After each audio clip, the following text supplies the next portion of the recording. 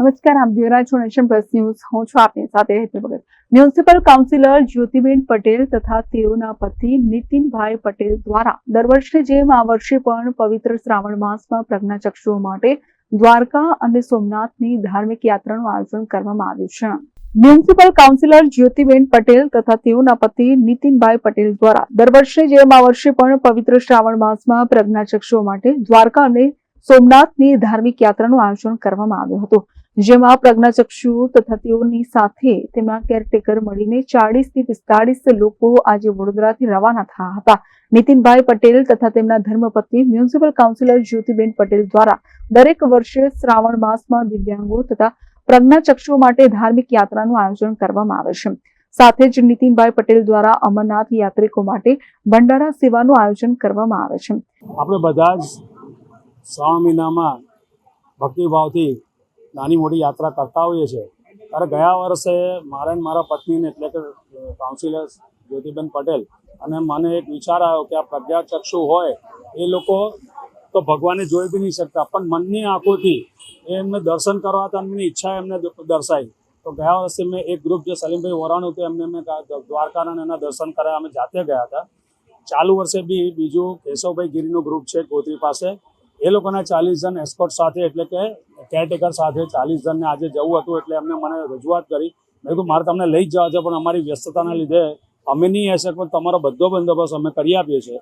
તો એ લોકો 40 જણને આજે અત્યારે નીકળશે, કાલે દ્વારકા પહોંચશે અને એમનું તો સોમનાથ સાથે છે. સોમનાથ અને દ્વારકામાં મેં જાતે બધો બંદોબસ્ત કર્યો છે કે વગર લાઈને બિલકુલ ભગવાનની આગળ જઈને દર્શન કરી શકે એવી મેં રજૂઆત કરીને કન્ફર્મેશન લીધું છે. ત્યાં આગળ બધે રહેવાનું અને જમવાનું એમને ફ્રી મળે એવી વ્યવસ્થા કરી છે. અહીંથી મારા તરફથી એમને 3 ટાઈમનો નાસ્તો અને અત્યારનું જમવાનું પ્લસ પાણીની બોટલો, અને એમને જે ગાડી ડોનર તરફથી આવી છે, કોઈ ડોનર તરફથી, એમાં ડીઝલના પૈસા બી મેં મારી જાતે સેવામાં આપ્યા છે. તો આવી રીતે એક ઉમદા રજૂઆત કરવાની હતી. તેમાં મારે કરવાનું હતું કે ભાઈ કોઈ બી હિસાબે મારા પ્રજ્ઞાચક્ષુઓને આ દર્શન કરાવવા છે. ગયા વખતે દર્શન મેં ભગવાનની 6 ફૂટ દૂરથી બધા દર્શન કર્યા હતા, પણ મનથી આંખોથી મેં એમને કીધું કે આ સામે દ્વારકાધીશ તમારી સામે છે, તો કે જય દ્વારકાધીશ. એટલે મનથી આંખોથી એમને દર્શન કરાવ્યા હતા. એ જ રીતે આ લોકોને પણ આ વખતે બીજા પ્રજ્ઞાચક્ષુનું ગ્રુપ છે ગોતીનું, એમને હું અત્યારે દર્શન કરાવવા જઈ રહ્યો છું. અને બહુ જ આનંદ અનુભવું છું કે આવા લોકોની બને એટલી મારામાં તાકાત હોય એટલી હું સેવા કરતો રહીશ. અને આપના માધ્યમથી બી હું લોકોને જણાવીશ કે આવા લોકોને, દિવ્યાંગજનોને હંમેશા દર્શન ને યાત્રાનો તમે એમને સપોર્ટ કરો કે એ લોકો પણ બહાર ફરી શકે, એ લોકો પણ મનની આંખોથી બધું જોઈ શકે અને ઉદ્ભવી શકે, આનંદ માણી શકે. એવી જ આશાથી આજનો પ્રોગ્રામ કર્યો છે. અસ્તુ ભારત માતા કી જય, વંદે માતરમ. આજ રોજ પ્રજ્ઞાચક્ષુ લોકો છે, એમની સાથે એમના કેરટેકર હોય છે, એ ટોટલ મળીને 40 લોકો છે અને 40 લોકો દ્વારકા જવા રવાના થવાના છે. ત્યારે ત્યાં આગળની જે વ્યવસ્થા છે, દર્શનથી માંડીને, જમવાથી માંડીને, રહેવાથી માંડીને આપણે એમની વ્યવસ્થા કરી હતી. ગત વર્ષે અમે બીજા ગ્રુપને લઈ ગયા હતા પ્રજ્ઞાચક્ષુ લોકોને, જે લોકોને આપણે દ્વારકા, બેટ દ્વારકા, નાગેશ્વર મંદિર, માતાજીના મંદિરો છે, દરેક જગ્યાએ દર્શન કર્યા હતા. એમની સાથે ખૂબ એન્જોય કર્યું હતું. આ વર્ષે સમયનો થોડો અભાવ હોવાથી અમે સાથે નથી જઈ શક્યા, પણ વ્યવસ્થા બધી જ એમની અમે કરી આપી છે.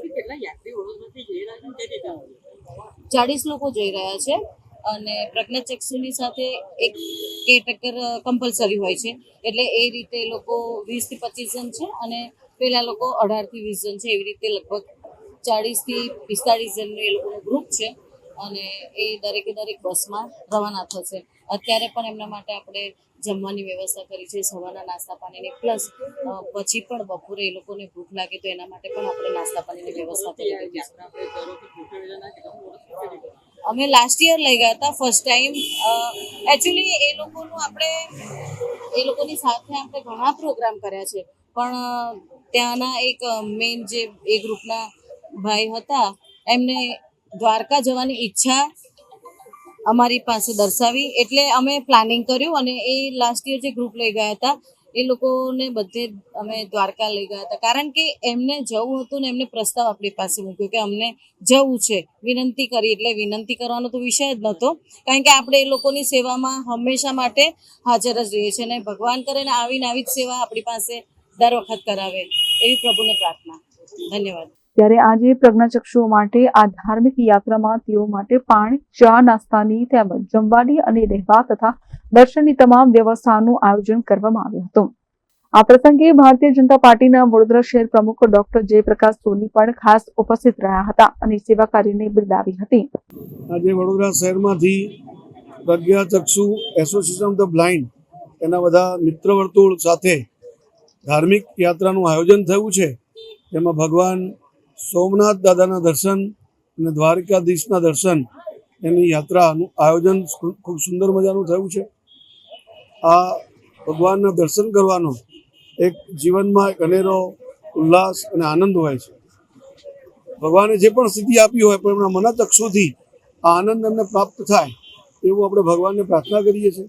એ જ પ્રમાણે આજે એમને ભગવાન શ્રી રામલલ્લાના અયોધ્યામાં દર્શન થાય એની પણ ઈચ્છા વ્યક્ત કરી છે.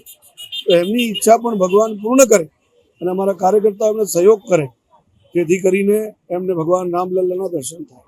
પ્રભુ એમનું જીવન આગળનું સુખમય આપે અને આ ધાર્મિક યાત્રા સુખ સંપન્નથી પૂર્ણ થાય એવી આપણે ભગવાનને પ્રાર્થના કરીએ છીએ. કેમેરામેન નવનીત પરમેશ સાથે Satyam Navajkar, nation plus news, Vadodara. સમાચારોના સતત અપડેટ મેળવવા માટે અમારી નેશન પ્લસ ન્યૂઝની યુટ્યુબ ચેનલને સબસ્ક્રાઇબ કરો, બેલ આઇકન દબાવો અને જોડાયેલા રહો ફેસબુક, ઇન્સ્ટાગ્રામ અને ટ્વિટર પર.